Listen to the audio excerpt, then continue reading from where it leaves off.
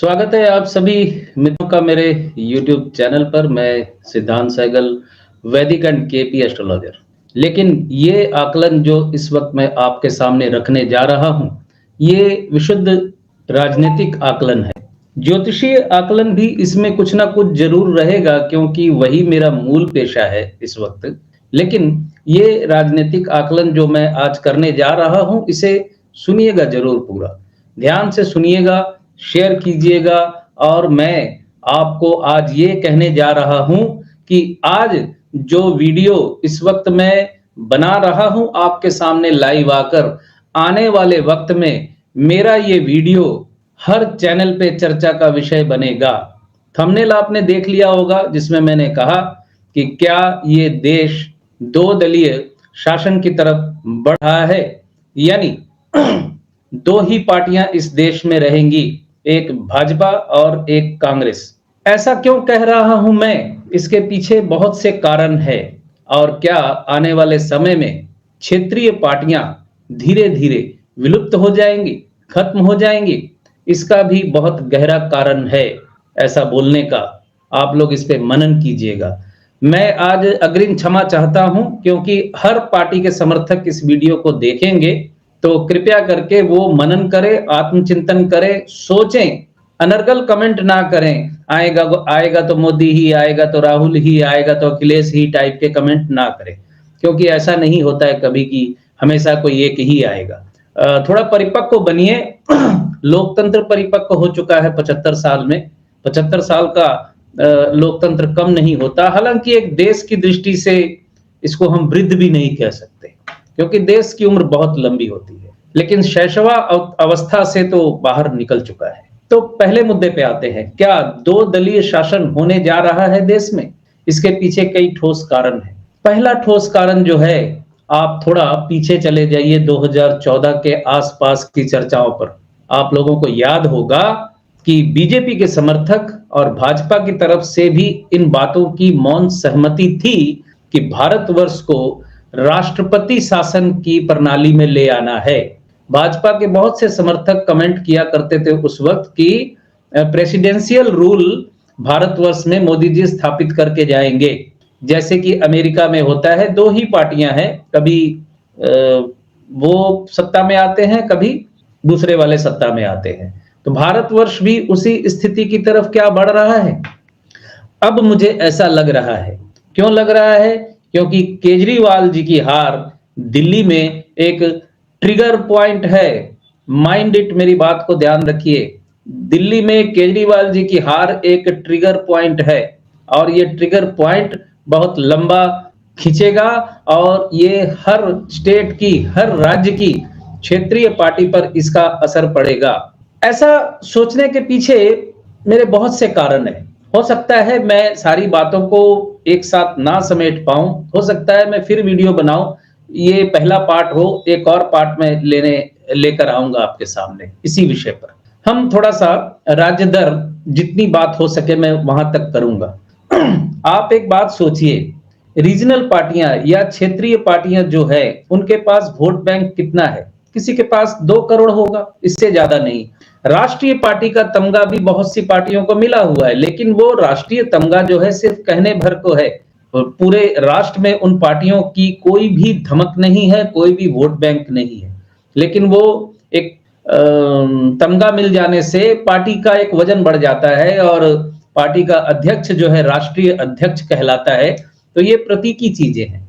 कांग्रेस के पास आज भी, कांग्रेस पार्टी पूरे देश में हर कोने में है। इस बात से आप इनकार नहीं कर सकते कि कांग्रेस पार्टी आज भी देश के हर कोने में जिस तरह है, दूसरी कोई भी पार्टी, यहां तक कि बीजेपी भी भारतवर्ष के हर कोने में नहीं है। इस चीज को समझिएगा। अब ये जो दरमुलाई की राजनीति, लेन देन और भाव मोल भाव की राजनीति चलती है चुनावों में, गठबंधन के दौरान विशेष करके इंडिया गठबंधन बनने के लिए जब कवायद शुरू हुई, और इंडिया गठबंधन कोई मजबूती से बन नहीं पाया जितना मजबूती से बनना चाहिए था। कारण यह है, इस चीज को ध्यान से समझिएगा, जितने भी रीजनल पार्टीज हैं, जितनी भी क्षेत्रीय पार्टियां हैं, ये दोनों दरवाजे खोल के बैठी हुई हैं। कांग्रेस का भी स्वागत है, बीजेपी का भी स्वागत है। जिधर फायदा मिलेगा हम उधर चले जाएंगे। देखिए, वक्ती तौर पे ये क्षेत्रीय पार्टियां सफल भी होती रही हैं, लेकिन इन रीजनेबल पार्टियों को ये समझना होगा कि इससे आपकी विश्वसनीयता, आपके रिलेवेंस पे बुरा असर पड़ता है। लोग आपको दल बदलू समझते हैं और लोग आपको, पार्टी को भी और साथ में उस नेता को भी ये समझते हैं कि ये सत्ता का लालची है, जिधर इसको फायदा मिलता है वो उधर चला जाता है। क्यों? क्योंकि पार्टी जनता से पूछ के दल नहीं बदलती। पार्टी अपना जनता से वोट ले लेती है, फिर अपने फायदे के लिए निर्णय लेती रहती है। ये कमी है सभी क्षेत्रीय पार्टियों में। अब होता क्या है, 2024 में जब चुनाव हुआ, इंडिया गठबंधन बड़े पुरजोर तरीके से बनाने की कोशिश की, लेकिन नीतीश कुमार जी उसमें से पहले ही निकल के बाहर हो गए और ममता बनर्जी भी उस गठबंधन में ठीक से आई नहीं। बंगाल में उन्होंने कोई गठबंधन नहीं किया। तो मैं बड़ा स्पष्ट कहूं आपको कि इंडिया गठबंधन ठीक से कहीं था नहीं, लेकिन फिर भी बीजेपी 240 पे रुक गई। मेरा ज्योतिषी फलादेश भी था, बीजेपी को पूर्ण बहुमत व्यक्तिगत तौर पे नहीं मिलेगा, यानी बीजेपी एक पार्टी के तौर पे पूर्ण बहुमत प्राप्त नहीं कर पाएगी, ये मेरा ज्योतिषी फलादेश भी था। और आप मित्रों को मैं बता दूं कि मेरा ये ज्योतिषीय फलादेश बिल्कुल पूरे भारतवर्ष में एकमात्र मेरा ही फलादेश था और किसी का फलादेश नहीं था। किसी ने नहीं किया था ये फलादेश। कोई 400 पार करवा रहा था तो कोई कांग्रेस को पूरी तरह से सत्ता में ला रहा था। चलिए इस विषय को यहां छोड़ते हैं। गठबंधन में हो क्या रहा है कि हर गठबंधन में क्षेत्रीय पार्टियां कांग्रेस को एडजस्ट करने के लिए बोल रही हैं, बार बार बड़े भाई का रोल अपनाइए, बड़े भाई के रोल में आ जाइए, आपको त्याग करना चाहिए क्योंकि आप बड़ी पार्टी हैं, वगैरह वगैरह, इस तरह की बातें करके उसको हमेशा एक ऐसे ऐसे करने वाली स्थिति रही है। इस राज्य में तो मेरी सीटें हैं, इस राज्य में तो मेरे ज्यादा समर्थक है, इसलिए ये मुझे छोड़ दिया जाए, आप कहीं और तो बात यह है कि कांग्रेस कहां लड़ेगी? मंगल ग्रह पे जाके हर राज्य में इस वक्त क्षेत्रीय पार्टियां खड़ी हैं। और एक सबसे कड़वा सत्य यह है कि जितनी भी क्षेत्रीय पार्टियां हैं, सारी कांग्रेस को, ज्यादातर कांग्रेस को तोड़ तोड़ के बनी है और कांग्रेस के वोट बैंक को छीन छीन के बनी है।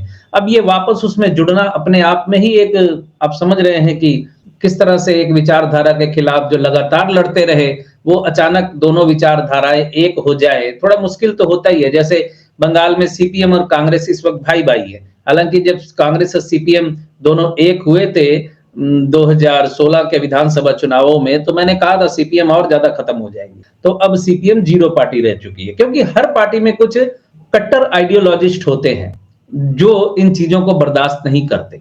आज बीजेपी में भी अगर कुछ मौका परस्ती नीतियां लेकर वो अगर सत्ता प्राप्त करते हैं, तो बीजेपी और आरएसएस में, संघ में भी कुछ ऐसे लोग हैं जो इस चीज को पसंद नहीं करते, इसलिए अंदर से विरोध आता रहता है। तो जितनी रीजनल पार्टियां, क्षेत्रीय पार्टियां हैं, ये हमेशा कांग्रेस को कुछ देना नहीं चाहती, सीट नहीं देना चाहती। अगर देती भी है तो जो राजनीति में होता है कि अंदर से इसको हरवाओ यार, इसको सीट नहीं मिलनी चाहिए टाइप की बातें होती हैं। लेकिन मतदाता के पास कुछ मैसेज जाता है, कांग्रेस के कुछ वोट फिर उधर चले जाते हैं दूसरी पार्टी को जिसके साथ गठबंधन होता है। ये सारी चीजें होती रही हैं। आप देखिए अब जो स्थिति अरविंद केजरीवाल जी के हारने के बाद बनी है, ये अब एक्सेलरेट होगी, ट्रिगर्ड होगी। मायावती जी बहुजन समाज पार्टी की सुप्रीमो लगभग राजनीति के अस्ताचल में जा चुकी है। उनकी कुंडली की जो महादशा है, उनकी कुंडली की जो दशा अंतरदशा है, उसका आकलन मैं आज से 3-4 साल पहले भी कर चुका हूं। मैंने उसमें बड़ा स्पष्ट कहा था, जैसे यूपी चुनाव में कहा था कि बहुजन समाज पार्टी की कोई सफलता, कुछ भी मिलने की कोई स्थिति नहीं है। राष्ट्रीय राजनीति में भी 2024 में बहुजन समाज पार्टी कुछ करिश्मा नहीं कर पाएगी, क्योंकि मायावती जी की कुंडली की स्थिति अच्छी नहीं है। तो वो पार्टी लगभग रिलेवेंस अब नहीं है, इररिलेवेंट हो चुकी है लगभग। वोट बैंक कुछ है, लेकिन वो वोट बैंक भी अब सिकुड़ता जा रहा है। यूपी की बात, यानी यूपी के एक और नेता के बारे में बात करें जो अखिलेश यादव जी बहुत पॉपुलर नेता है, लेकिन आप समझिए कि वो नेताजी नहीं है। नेताजी नहीं है मतलब मुलायम सिंह यादव जी नहीं है। वो मुलायम सिंह यादव जैसे परिपक्व नेता नहीं है, धरती पुत्र उनके जैसे वो नहीं है, और मुलायम सिंह यादव जी का करिश्मा उनके पास नहीं। हालांकि वो सीरियस पॉलिटिशियन है, लेकिन मुलायम सिंह यादव जी का करिश्मा उनके पास नहीं है। आज अखिलेश यादव जी पूरी शक्ति से, पूर्ण शक्ति से उत्तर प्रदेश में सत्ता में आ जाएंगे, इस बात की गारंटी वो नहीं ले सकते। अब बात जो हो गई है, मैं वापस दिल्ली के चुनाव पे आ रहा हूं। कांग्रेस के साथ गठबंधन नहीं हुआ या कांग्रेस के साथ गठबंधन केजरीवाल ने नहीं किया, वही बात कि यहां राज्य में हम है, कांग्रेस कहां है। चुनाव के पहले केजरीवाल जी का इंटरव्यू भी आया था 4 PM चैनल पे, कांग्रेस कहां है यहां पर। तो ये जो तरीका है, इस तरीके से गठबंधन नहीं बनते, ये तरीका नहीं होता है गठबंधन का। हालांकि इसमें कांग्रेस की भी गलती रही। हरियाणा में केजरीवाल जी ने कुछ सीटें मांगी थी, कांग्रेस वहां देने से इनकार करती रही। हालांकि फिर वही खेल हो गया। अब कोई कुछ भी कहे, राजनीति में ये होता है। ये बचकानी बातें छोड़ी है कि कांग्रेस ने उनके वोट नहीं काटे या केजरीवाल ने उनके वोट नहीं काटे, ये बचकानी बातें हैं, ये राजनीति में होता है। तो हरियाणा गुजरात में जो केजरीवाल ने किया, कांग्रेस ने दिल्ली में कर दिया, ये बिल्कुल स्पष्ट बात है, एकदम इसमें कोई दुराव छुपा वाली बात नहीं है। मैं राजनीति का बंदा रहा हूं, मैंने कई चुनाव देखे हैं, कई चुनावों में मैंने बूथ संभाले हैं। आप लोग मेरे बारे में भी ठीक से समझते नहीं है। मैं ज्योतिष तो हूं, मैं ज्योतिष पेशे से ज्योतिष हूं, लेकिन मेरे को राजनीतिक जानकारी भी आप लोगों के आशीर्वाद से मेरे पास है। मैं राजनीति को बहुत गहराई से समझता हूं। 2011 में मैंने कहा था सीपीएम अब सत्ता में नहीं आएगी। सीपीएम वाले मुझे कहते थे वही भाषा, आएगी तो सीपीएम ही। तो सीपीएम नहीं आई थी, वो विस्परिंग करते थे। विस्परिंग मतलब कानाफूसी करना। सीपीएम वाले 2011 में डरे तो हुए थे ममता बनर्जी से, लेकिन कानाफूसी करते थे कि सीपीएम ही आएगी, सीपीएम ही आने वाली है। लेकिन सीपीएम बिल्कुल विध्वंस हो गई उस 2011 के चुनाव में। रेजिमेंटेड पार्टी, संगठन के दम पे पोलित ब्यूरो अलग संगठन और सीपीएम वाम फ्रंट एक अलग संगठन, दोनों के दम पे। जैसे आज आरएसएस एक अलग संगठन है और बीजेपी उसका आनुषंगिक संगठन है, इस तरीके से वो भी रेजिमेंटेड पार्टी ऐसे ही चुनाव लड़ती थी। लेकिन ममता बनर्जी ने 2011 में हरा दिया। ममता बनर्जी पे आता हूं। ममता बनर्जी क्यों कांग्रेस से दूर रहती है, कारण है उसका। क्योंकि ममता बनर्जी को कांग्रेस ने कोई खास मदद नहीं की थी, कभी नहीं की ममता बनर्जी की मदद वाम फ्रंट के खिलाफ। हालांकि 2011 में ममता बनर्जी कांग्रेस के साथ गठबंधन बनाकर ही सत्ता में आई थी। इस बिंदु को याद रखिएगा, इसको मैं आगे चर्चा में लूंगा। अब बात यह है उत्तर प्रदेश की, अखिलेश यादव की। अच्छा, उसकी चर्चा मैंने कर ली। अगर वो अगले विधानसभा चुनाव में कांग्रेस के साथ यही रवैया अपनाते हैं तो अगला विधानसभा चुनाव भी बीजेपी की झोली में जाएगा। योगी जी मुख्यमंत्री रहेंगे कि नहीं रहेंगे, अभी मैं इतनी जल्दी नहीं बोलना चाहता, लेकिन 2027 में भाजपा फिर सत्तानशीन होगी, क्योंकि इधर विपक्षी वोटों में एकता नहीं है। और कांग्रेस जो 20 करोड़ की पार्टी है, जो मतलब पूरे भारतवर्ष में अपनी उपस्थिति, अपनी दखल रखती है, उसको ये लोग ऐसे करते हैं जैसे इसका क्या अस्तित्व है यार, मेरे राज्य में तो मैं ही राजा हूं। तो ये जो छत्रप बन गए हैं राज्यों में, और खास करके देखिए कांग्रेस के भी जो छत्रप है वो भी उस राज्य को अपना राज्य समझने लगते हैं, केंद्र को नहीं मान रहे। ये कांग्रेस के मूल यानी पतन का भी मूल है, और आने वाले समय में क्षेत्रीय पार्टियों के पतन का भी मूल होगा। अब मैं जो कहने जा रहा हूं उसकी गंभीरता को समझिएगा। जैसे रीजनल पार्टियां दोनों दरवाजे खोल के रखती हैं, आपको क्या लगता है ये अंडरस्टैंडिंग कांग्रेस और बीजेपी के बीच में नहीं हो सकती कि अब हम 2 दलीय प्रणाली स्थापित करेंगे हम देश में? अब उसी प्लान के तहत हम आगे बढ़ेंगे। इस 2 दलीय प्रणाली या देश में 2 दल रहेंगे, इस पे एक वीडियो और मैं बनाऊंगा, अगला इंतजार कीजिएगा, वो मोदी जी के ऊपर होगा विशेष करके फोकस वो वीडियो।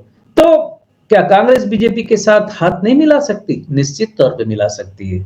क्या कभी कांग्रेस कभी बीजेपी करने का हक सिर्फ नीतीश कुमार जी को है या सिर्फ रीजनेबल क्षेत्रीय पार्टियों का है? सिर्फ उनका ही हक नहीं है, राजनीति में ये होता है, कोई बड़ी बात नहीं है। तो आप समझ लीजिए ये परिकल्पना और ये प्लेटफॉर्म सजने लगा है ऑलरेडी। मैं जो एक मतलब चेतावनी या वार्निंग शॉट देने जा रहा हूं, रीजनल पार्टियां अगर यही रवैया अपनाती रही और अगले 4 से 5 साल तक या अगले 1-2 विधानसभा चुनाव तक, तो क्षेत्रीय पार्टियां अब सिमटने लगेंगी।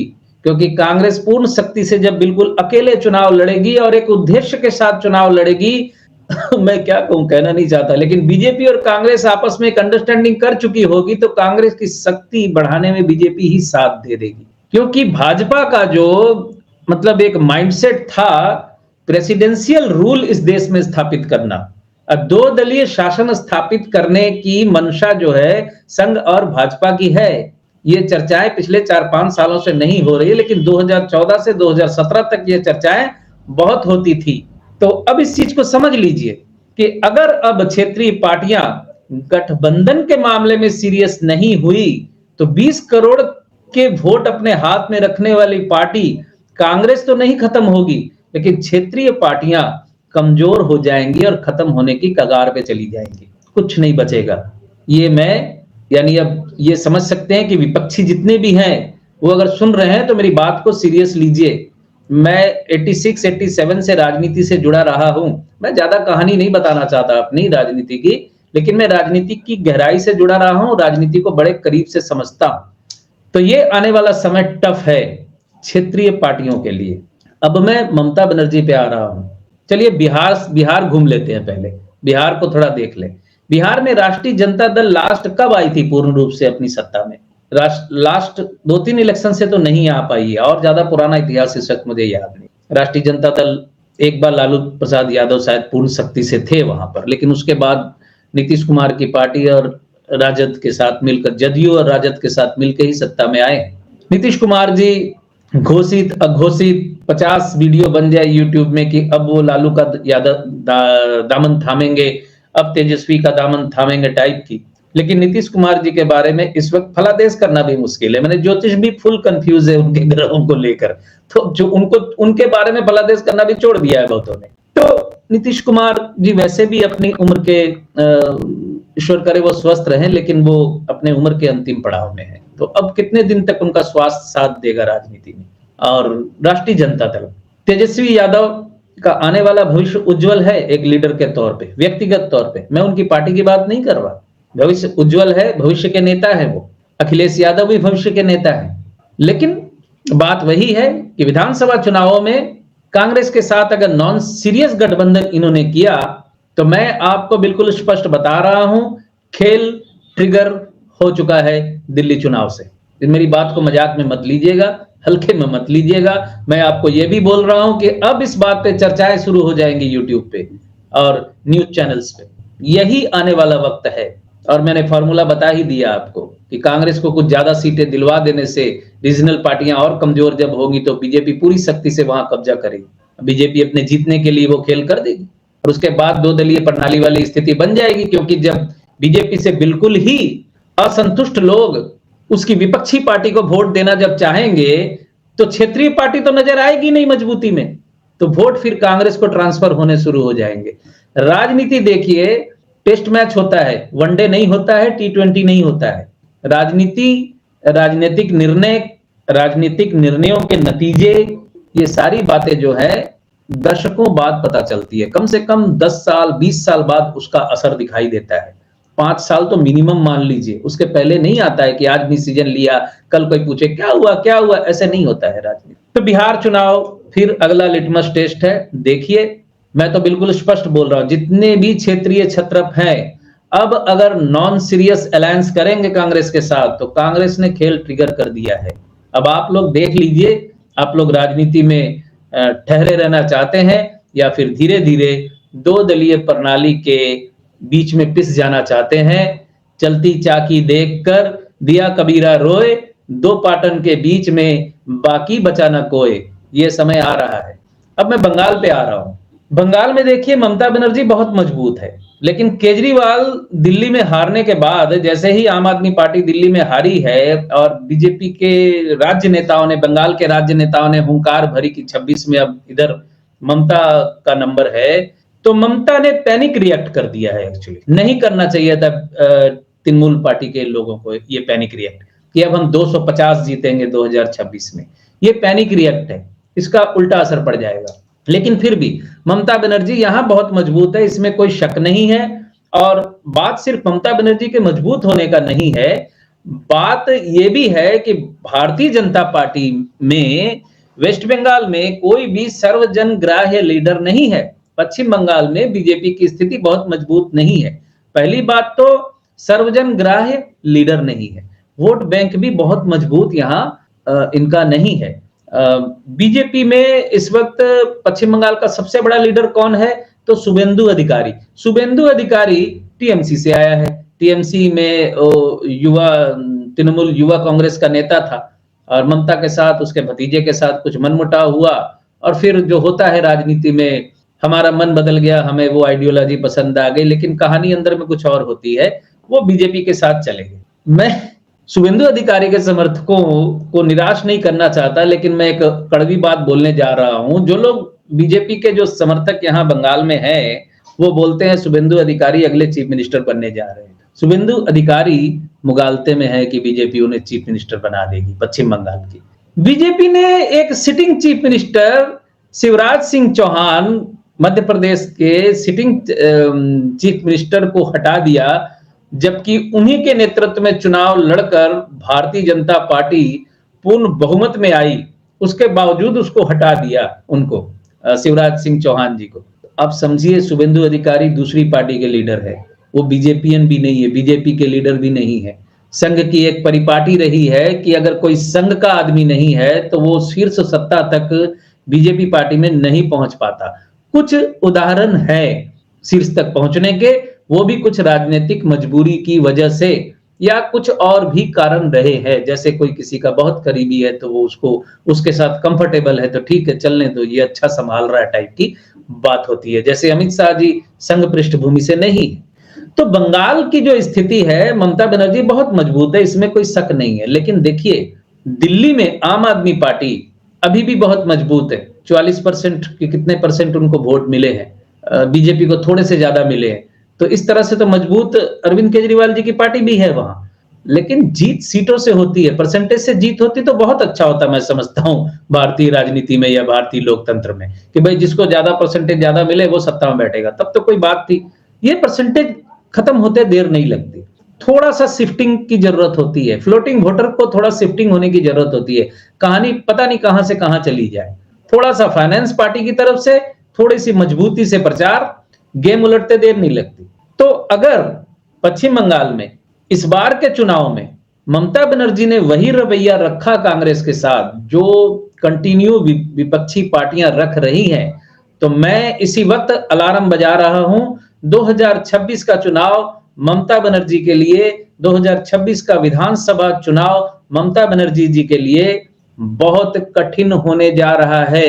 ये अभी से मैंने फलादेश कर दिया, जो लोग बंगाल के बारे में मुझसे पूछते रहते हैं।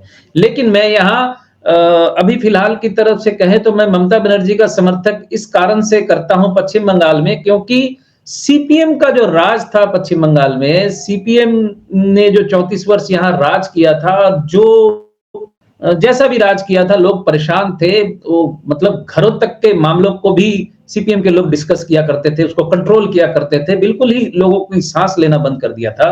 उतनी बड़ी एक रेजिमेंटेड पार्टी से ममता बनर्जी ने ही मुक्त करवाया था, ममता बनर्जी ने ही आंदोलन किए थे, ममता बनर्जी ने बहुत आंदोलन किए थे सीपीएम के खिलाफ। कांग्रेस ने सिर्फ प्रतीकी आंदोलन किए थे थोड़ा सा चर्चा में आने के लिए। भारतीय जनता पार्टी 1992 और 90 के वो कार सेवा के समय में भारतीय जनता पार्टी पश्चिम बंगाल में उपस्थित थी, लेकिन भारतीय जनता पार्टी सीपीएम के खिलाफ कभी भी फुल फोर्स से, फुल फ्लेज से लड़ाई में नहीं गई। आपको याद दिला दूं थोड़ी पुरानी बात, कि जब अटल बिहारी वाजपेयी जी की सरकार थी केंद्र में, ममता बनर्जी रेल मंत्री थी वाजपेयी जी के कैबिनेट में, उस वक्त लाल कृष्ण आडवाणी जी के साथ सबसे ज्यादा अच्छा संबंध था बुद्धदेव भट्टाचार्य जी से।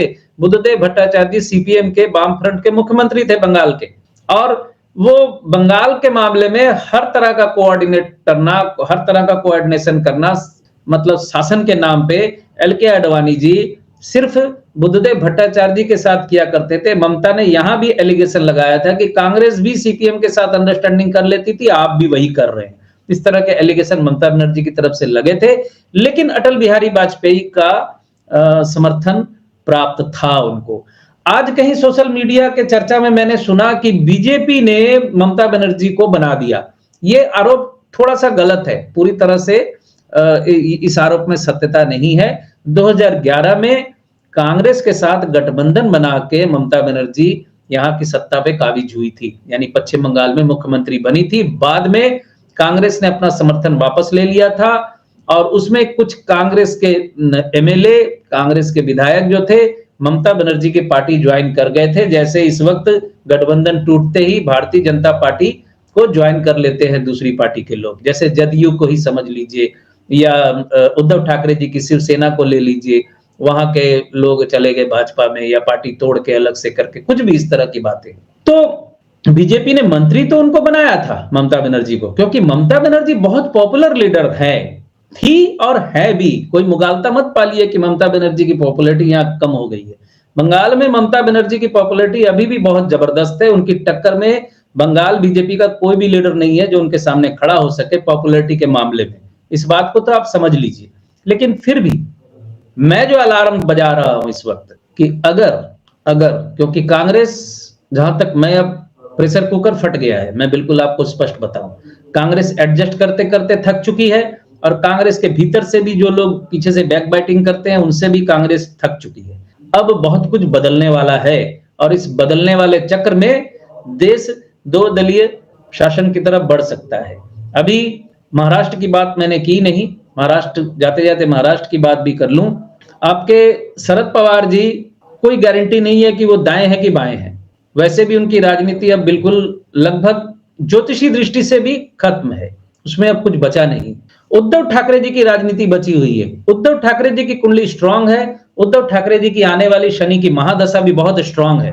तो उद्धव ठाकरे जी को भी अगर बीजेपी के साथ जाना है तो अब पूर्ण रूप से चले जाएं। मैं बिल्कुल स्पष्ट एडवाइस दे रहा हूं कि अगर वो बचे रहना चाहते हैं राजनीति में तो, नहीं तो ठीक है, उनकी बहुत जबरदस्त महादशा होगी, उनकी कुंडली बहुत मजबूत है, वो राजा की तरह जीवन जिएंगे, उसमें कोई फर्क उनको नहीं पड़ेगा।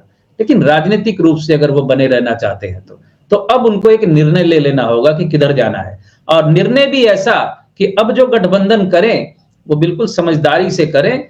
ऐसा नहीं कि हम रीजनल हैं, यहाँ हम ही ज्यादा आगे बढ़ेंगे। ठीक है, रीजनल में 100 में मान लीजिए आपने 60 ले लिए, 70 ले लिए, 30 उधर दिए, लेकिन कांग्रेस के साथ ये लोग क्या कर रहे हैं, रीजनल पार्टियां जितनी 200 सीटें हैं तो कांग्रेस को बोलते हैं आप 10 सीटें ले लीजिए। तो ये एक्चुअली बेमेल गठबंधन हो रहा है और मैं अलार्म बजा चुका हूं।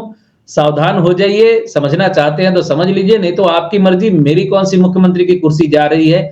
मैं ज्योतिषी आकलन जिस तरह करता हूं मैं करता रहूंगा, राजनीतिक आकलन भी मैंने आज आपको दे दिया। मेरे मन में कुलबुला रहा था कि बोल दूं, क्योंकि मैं थोड़े बहुत सुनता हूं कभी कभी बहुत से चैनल, तो मुझे कहीं भी कोई ऐसी चर्चा लगी नहीं कि कुछ मतलब कोई गंभीर कर रहे हैं। केजरीवाल हार गए, ये हो गया, ठीक है, केजरीवाल अब बैठेंगे नहीं, चुप नहीं बैठेंगे। जाते जाते केजरीवाल जी के बारे में बोलकर मैं इस वीडियो को अब समाप्त करना चाहूंगा। जो लोग ये भविष्यवाणी कर रहे हैं केजरीवाल जी राजनीतिक रूप से खत्म नहीं हुए हैं, वो मुगालते में है, बिल्कुल स्पष्ट बता रहा हूं। ज्योतिषी दृष्टि से भी बिल्कुल मुगालते में मत रहिए। ज्योतिषी दृष्टि से भी केजरीवाल जी का राजनीतिक कैरियर शनि की महादशा में लगभग अस्ताचल की तरफ है। अगले 2-2.5 साल तक केजरीवाल जी की पॉपुलैरिटी कहीं की नहीं रहेगी।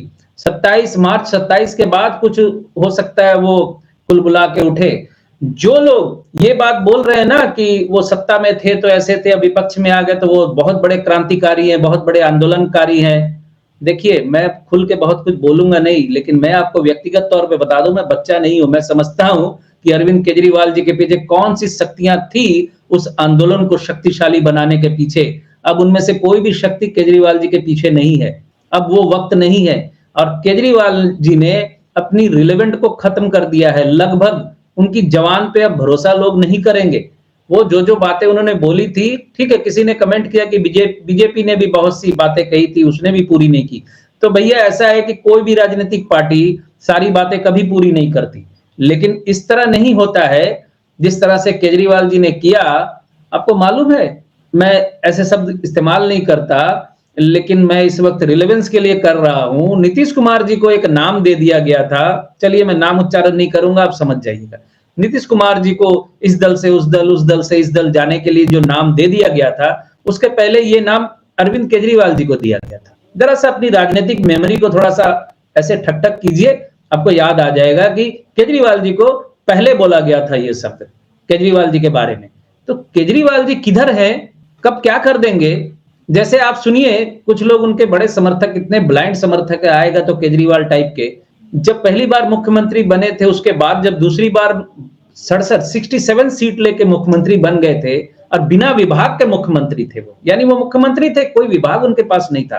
तो क्या कर रहे थे केजरीवाल जी? फिल्मों का रिव्यू दे रहे थे। आज गए हम ये सिनेमा देखने, वो फिल्म का रिव्यू दे रहे थे। तो फेसबुक पे मजाक होने लगा था कि केजरीवाल जी, हम वो फिल्म देखने वाले हैं, अभी तक आपका रिव्यू नहीं आया, जल्दी से रिव्यू दीजिए, हम वो फिल्म देखने जाएंगे। तो केजरीवाल जी कई महीने तक फिल्मों के रिव्यू देते रहे थे दिल्ली शासन के वक्त। तो गंभीरता से जो राजनीतिक चर्चा करते हैं या चर्चा करने चाहते हैं, मैं समर्थक टाइप की बात नहीं कर रहा, समर्थक किसी के भी हैं, वो अपना ऊपर का भेजा अलग रख के चलते हैं, उनकी बात छोड़ दीजिए। जो मतलब रियलिटी में राजनीतिक चर्चा करना चाहते हैं, उनको समझना चाहिए कि अगर आप चर्चा करते हैं तो हर व्यक्ति की कमजोरी के बारे में बात कीजिए। आप तटस्थ रहिए। आप अगर जनता है, आप अगर वोटर है जो किसी पार्टी के मेंबर नहीं है, तो आप तटस्थ रहिए, क्योंकि गलतियां हर पार्टी की होती हैं, कोई भी पार्टी बिना गलती के नहीं रह सकता। और जो आम आदमी बाहर से बैठकर राजनीतिक पार्टियों की गलतियां ढूंढते हैं कि ये नहीं किया, वो नहीं किया, ये नहीं किया, उनको गद्दी दे दी जाए तो वो भी नहीं कर पाएंगे। तो रियलिटी को समझिए, चीजों को समझिए। ये मैं एक बहुत बड़े कैनवस की बात कर रहा हूं, जो आने वाले वक्त के बारे में हो सकता है, उसके बारे में मैंने आपके सामने तस्वीर रखी है। आशा करता हूं ये वीडियो आपको जरूर अच्छा लगेगा। इसमें मैंने बहुत सी बातें बोली हैं। हालांकि बंगाल के बारे में, बंगाल कांग्रेस के बारे में मैं एक और वीडियो, यानी राजनीतिक आकलन का एक तीसरा वीडियो भी बनाना चाहूंगा। कांग्रेस 1977 से पश्चिम बंगाल की सत्ता से बाहर है, आज कहीं नहीं है लगभग। कांग्रेस यानी कांग्रेसी मुख्यमंत्री, कांग्रेस पार्टी का मुख्यमंत्री पश्चिम बंगाल में बनेगा, इस वक्त उसका कोई भी ब्लाइंड फॉलोअर भी नहीं कह सकता। तो 1977 के बाद कांग्रेस यहां नहीं आई, उस पर भी चर्चा करूंगा। कांग्रेस का संगठन क्या था, कांग्रेस की मतलब क्या स्थिति थी, क्यों वापस नहीं आ पा रही। अच्छा, अधीर रंजन चौधरी की बात भी कर लूं मैं। जब कांग्रेस की कुछ एमपी सीटें ज्यादा थी, तो उसके व्यक्तिगत फॉलोअर भी हैं, वही ब्लाइंड फॉलोअर, अंधभक्त टाइप के। 2007 में 6 में एक व्यक्ति मेरे को बोल रहा है, मेरा एक मित्र था, बोल रहा है अधीर रंजन चौधरी बनेंगे मुख्यमंत्री बंगाल के। मैंने कहा कभी नहीं बनेंगे, सपना देख रहे हो तुम। मतलब मैं आपको रियलिटी में बताऊं कि लोगों की जो पॉलिटिकल कॉमन सेंस है बहुत कम है। कैसे बन जाएंगे वो नहीं सोचते हैं। दादा है हमारा, बंगाल में सबको दादा बोलते हैं, मतलब जो सीनियर है, जो बड़ा है, सब दादा है यहाँ पर। तो इसीलिए सौरभ गांगुली के नाम पीछे सौरभ की दादागिरी, ये ऐसे टाइटल से बहुत से वीडियो आया करते थे। उनकी न्यूज आती थी तो दादागिरी करके ऐसे उनका एक शो भी चला था, टॉक शो टाइप का, दादागिरी। तो ये मुख्यमंत्री बना रहे थे अधीर रंजन चौधरी को। मैंने 2006 में कहा था कि वो नहीं बन पाएंगे मुख्यमंत्री, क्योंकि कांग्रेस की सत्ता में आने की कोई स्थिति ही नहीं थी। ममता बनर्जी आई 2011 में पूरी ताकत से। अंतिम बात कहते हुए खत्म करूंगा कि 1992 में पॉपुलरिटी के इतने ह्यूज घोड़े पे सवार होने के बाद 1998 में जन्मी हुई पार्टी, तृणमूल पार्टी का जन्म 1998 में हुआ था, जो कांग्रेस से टूट के बनी थी। 1998 में जन्मी हुई पार्टी 2011 में सीपीएम को हरा के सत्ता में आ गई और अभी तक सत्ता में है। बंगाल भाजपा क्या कर रही थी? बंगाल भाजपा ने कौन सा आंदोलन किया था? छुटपुट आंदोलन है। ममता बनर्जी ने जो मेहनत की थी, ममता बनर्जी को उसकी मेहनत का फल मिला है, बस और कुछ नहीं है। आप थोड़ा अपना अपना आकलन लगा लीजिए। इस पे मैं फिर जब वीडियो बनाऊंगा तो फिर कुछ बातें आपको उसमें जोड़ूंगा जरूर। तो यहां मैं अपनी वाणी को विराम देना चाहूंगा। बहुत बहुत धन्यवाद आप सभी का जुड़े रहने के लिए और इतनी देर तक मुझे सुनने के लिए। वीडियो अच्छा लगे तो लाइक, शेयर और सब्सक्राइब भी जरूर कर दीजिएगा।